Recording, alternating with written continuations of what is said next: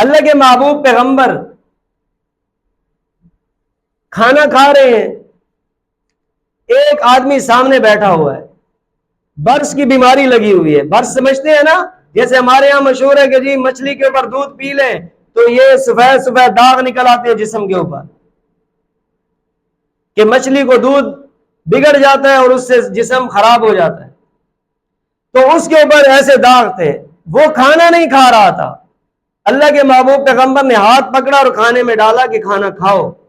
کہنے لگے یا رسول اللہ صلی اللہ علیہ وسلم کہیں میری بیماری منتقل نہ ہو جائے۔ تو اللہ کے نبی نے فرمایا لا عدوہ، کبھی بھی کسی کی بیماری کسی میں منتقل نہیں ہوتی جب تک میرے اللہ نہ چاہیں۔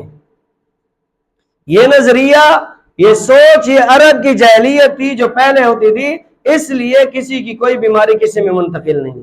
ہاں احتیاط کریں، لیکن یہ نظریہ نہ رکھیں کہ بیماری منتقل ہوتی ہے، غلط۔